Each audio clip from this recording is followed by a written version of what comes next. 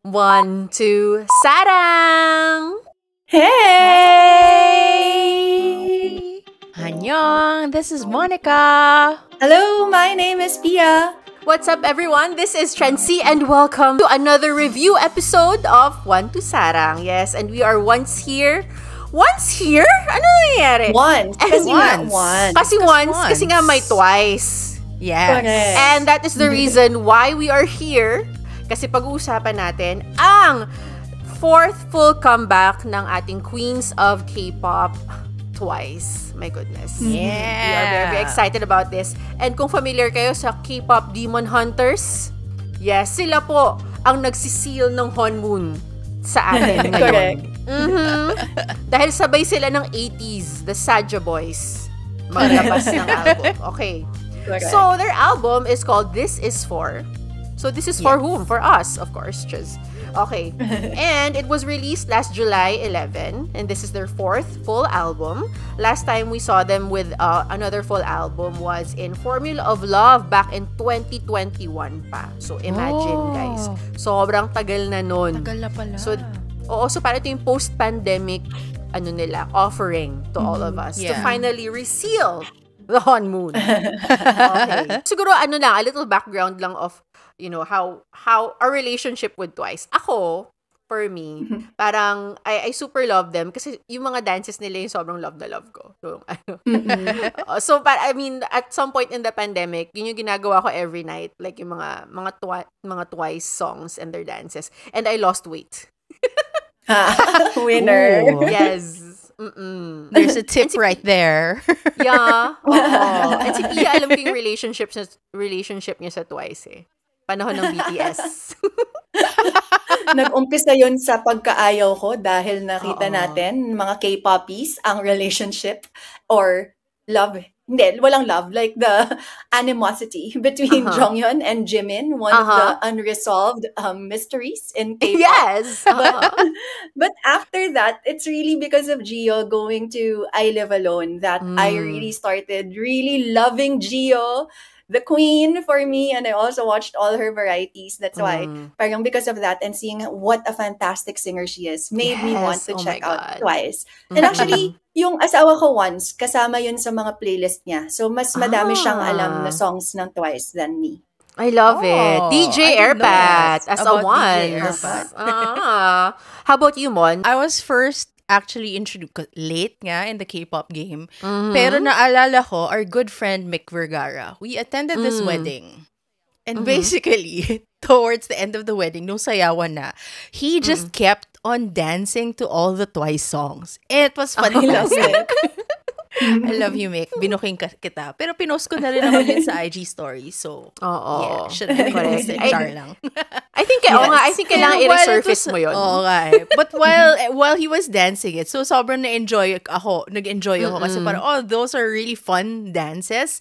But at the same time, parang alam ko tong mga kantang to. Like, familiar siya. So, Yes. I've heard it. I just didn't know that it's by Twice. So, I listened to them. I liked it naman. Pero I think, sa totoo lang, yung pinaka sobrang na ako na, I think I really like these people. We're not people because I super duper duper loved Nayeon's solo album. Yes. Like, it was fantastic. And then that song with Felix, gosh, it's like one of my favorite songs of all time. But anyway, so because I like that album, that's when I decided to like deep dive sa group albums na talaga. And I enjoy them. I really like their music. Sobrang saya din na parang we're gonna be talking about them kasi Gio also had her 20th anniversary as as an idol. As an employee. As an employee. Oo. Of JYP. Correct. Kasi 10 years Oo. idol, 20, parang yung first 10 years as trainee. Yes, correct. Total years niya in the industry. Kaya very exciting tong album na to kasi, I mean, as the icons that they are, ano ba ang mapepresenta ng Twice sa atin ngayon this 2025? Okay. Yeah. So, shall we begin? Okay. This is for all my ladies who don't get hyped enough. If you've been done wrong, then this your song, so turn it up. I wanna go with the baddest Yan. Ay, may pusa. I love it already. baby. That's what Mother Nature made me. Something about that water tastes like fun. Yeah, yeah. I got sick, it rain, confetti, sweet.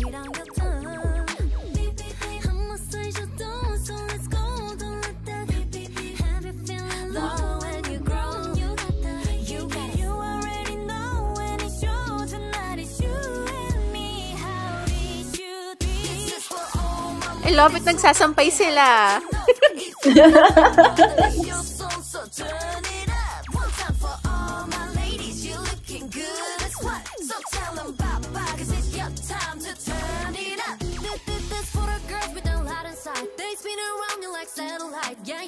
Queen. So hot.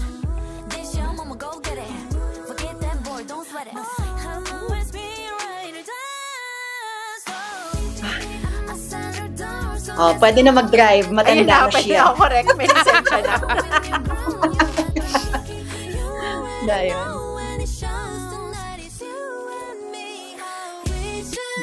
Bend and snap. Yes. Grabe, I love it. Working girls, let's go. So pretty. Sobra.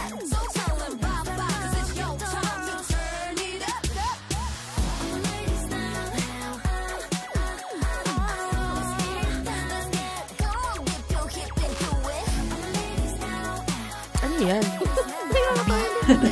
Bubuyog? I love it. Oo, bubuyog.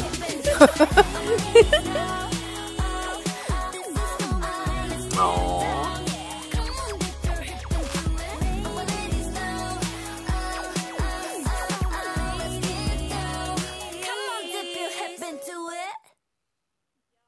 Yeah. It's so ikli. So that was This Is For. So what are your initial thoughts, girls? They're so pretty. They're so pretty. Sobra. What I super duper love about Twice is how they will always be girly pop. Since day one, Yeah.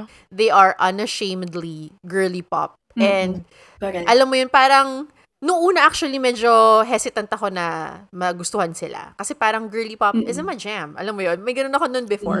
Pero parang I love na they're just girly pop all the way and they're just serving like fun girly pop until now. I haven't seen the lyrics, but I feel empowered. Like, this for my ladies, let's go! Ganon. Yeah, yeah. Parang, if you're getting ready to go out, ang sarap niyang pakinggan habang nagme-makeup ka, nag-aayos ka. Yes. Sobrang, ang nakakatuwa na ito yung ginawa nila for their 10th year anniversary. Like, Yeah. oo, let's celebrate. Let's celebrate yung kagandahan ninyong lahat at yung mga sayawan na ganyan. I really love this. Kahit na girly pop, parang you can see their progress from before. Gets? Correct. Parang it's still them, but you know that they're older, wiser, more powerful, empowered. Alam mo yun? Yes. In terms of music video though, concept-wise, I'm a bit confused. But, because I don't know kung anong Yeah. point. Alam mo Correct. yun? Oo. But, it's forgivable because they're so cute. Alam mo yun? Nadidistract din ako sa, okay, walang size, hindi naman sa walang saysay, pero parang, anong point nito. Parang, I don't think it's like the kind of video naman for nitpicking talaga. I agree din na parang may lacking ng slight dun sa music video. And like, emphasizing na 10th year siya. Parang medyo, yun nga, parang like, concrete jungle. Parang may ganun na, diba? Na, it's so gray. And you're so used to a lot of like color kasi with Twice you know. Ngayon Yeah. pinag-uusapan natin siya parang sa utak ko is alcohol free. Tama ba? Tama ba yung title ko? Parang which is like such a very vibrant music video. Parang ito parang yun nga, medyo may ganong vibe but it's still fun. And the song in it itself, parang it's a bop. And we know na if we go to like RPDs everywhere, Yes. ang daming taong tatakbo sa Sure, gitna. yeah. Sure na Yeah. sure yan. But what do you guys think about like the look and the outfit and all that stuff? I like that red thing. Tapos kung ano Right. ba yung mga nakasabit? Sorry, liit lang na screen Ano yung mga nakasabit sa ulo nila? Parang gusto ko Parang magdikit mga sa Christmas ulo ko. tinsels. Cheka. Sobrang love ko yun. Parang very Little Red Riding Hood. May ganun na in a mature way. Gusto ko lang ba? Parang I like seeing them dress the same. Because like now, ang Yes. uso, a concept, pero iba-iba pa rin yung itsura. Mm-mm. But back in the day, like even back during, like, I don't know, boy bands, alam mo yung parehong-pareho yung mga outfit nila. So, Oo. I don't know. Oo. I kind of like that na naka-uniform look sila. Last question for you girls. Meron ba kayong message para sa Twice on their 10th year? Bilang naririnig nila tayo di ba? Kilala nila tayo. The random Pinakikinggan tayo ng hype. Di ba? nakikinggan tayo ng Hybe. So, at si Mingyu at si Songkwan ay kaibigan si Gio. Diba? So, aabot to sa kanila. So, ano ang message nyo para sa kanila? At hindi lang yon, si Songkwan ang secret MVP ng contract renewal ng Twice ayon sa kanya. Correct. Oo. Diba? So, talagang makakaabot. Pakikinggan. Pahingi ng ticket. Gusto kong panoorin kayo. Tapos pupunta silang Pilipinas. Oo. Totoo yan. Sa October. Pero hindi pa nagsisell ng tickets. I guess I just want to say that I'm so proud of you guys. Like, I mean, 10 years is a huge feat. But there's like that thing na 7-year thing na hanggang dun lang usually mga groups. So, they're way past that. And it feels like they're staying. Oo.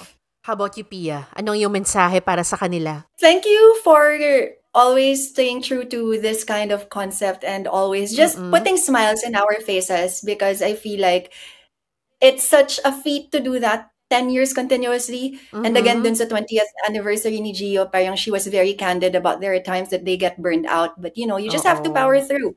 And finally, Jonghyun, 10 years na, pakisabi na kung ano talaga ang reason ng iyong mga irapan ni Jimin. Oo nga. Kailangan rin nakaalis na kabalik na silang military, hindi pa rin namin alam. Diba? Ano ba talaga? Kahit isang ano lang, isang hint lang. Correct. May bago ng Instagram si JK, hindi pa rin natin alam. Totoo. Ninyong dalawa. Correct. Tama ka dyan.